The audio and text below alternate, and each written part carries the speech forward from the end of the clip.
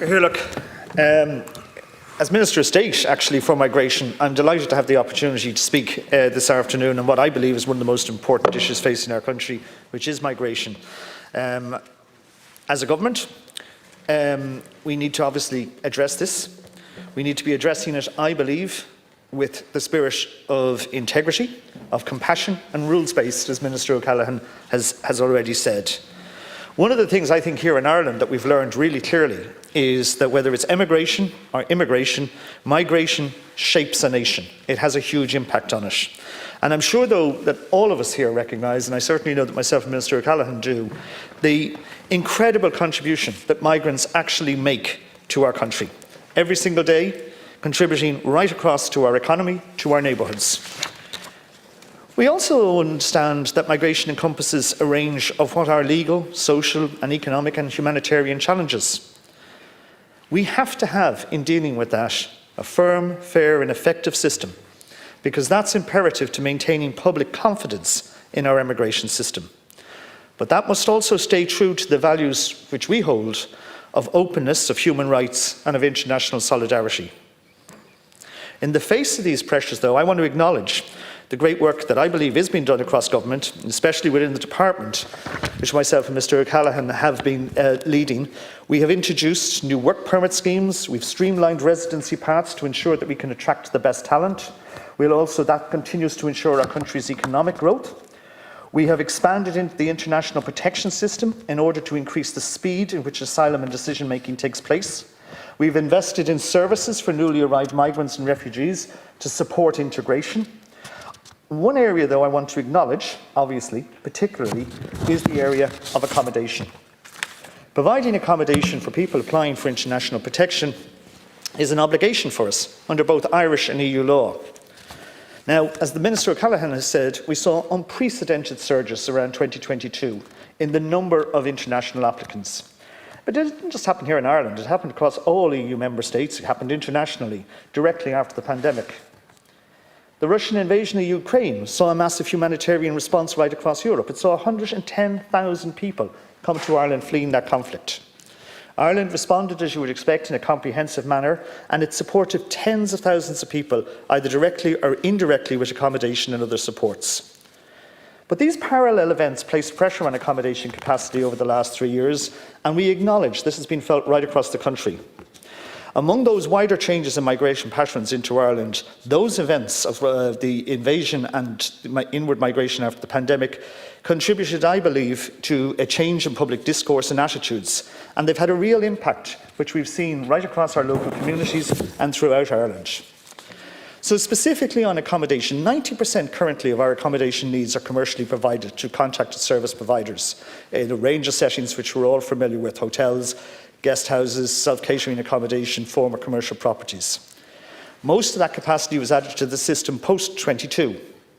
The demand for Ukrainian accommodation, though, has actually reduced significantly over the last year, to the extent that many former accommodation contracts have ended, including, by the way, almost the entire student accommodation centres which were originally involved, freeing up much-needed accommodation this September for college students. There are, however, still 23,000 people from Ukraine in state-supported accommodation.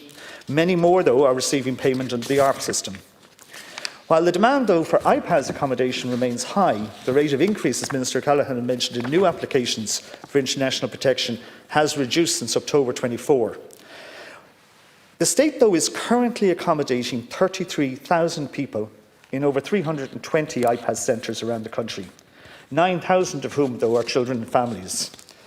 The government's current focus for international protection is to develop more state-owned accommodation in a range of sources. We're committed to building sustainable systems to reduce our reliance on commercial providers. It's an important step, though, in implementing this strategy. The state recently purchased City West.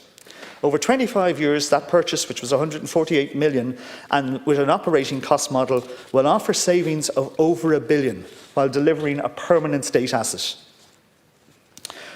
Now, we have approximately 4,000 beds that are directly being provided on state-owned lands. That's an increase from a figure of just 700 in 2024. We have further potential purchases which we're considering, and also we're looking alongside that with the possibility of identifying state-owned sites for viability for modular and prefabricated accommodation. Minister Callaghan already mentioned the fact around IPAS centres. It's important, though, to have I believe, that exact figure. 3 to 4% of non-Irish citizens living here in this state are in IPAS centres. The vast, vast majority are here working and contributing. They've come here to make their lives here. They've come here because we've asked them to come here to provide essential public services in our hospitals, in tech companies, in construction, in so many areas, and they are contributing on a daily basis, and we must constantly be aware of recognising that. One thing, though, I am going to look at doing in relation to IPAS centres is to develop a contribution model in relation to the cost of accommodation. People after 5 months can apply for permission to work. After 6 months, if they're still in an IPAS centre, they can work. And I believe that if people are earning and they're paying income tax and they're having a contribution that they can make, therefore, to the cost of their accommodation. And I'll be bringing forward proposals in this area to government. Before I finish, though, I want to speak, though, on one thing, which I believe is the troubling rise in far-right agitation and racism that we've seen in recent times. There are people who seek to instill fear and division, to exploit what are the legitimate concerns of communities, and they do that for very dangerous reasons. This is something we must all here firmly reject. I also believe, if I can take a moment to say, we must also support the proper use of our national flag. We must respect the flag. Our flag is a flag of inclusivity, not division, and we should recognise that and always make that point.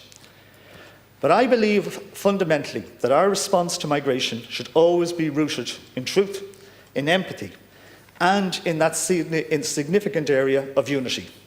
We need to encourage local communities to play a central role through things like education, through leadership and shared experiences. When people meet and talk, when people have an opportunity to work together, to be educated together, there's no grounds there for conflict.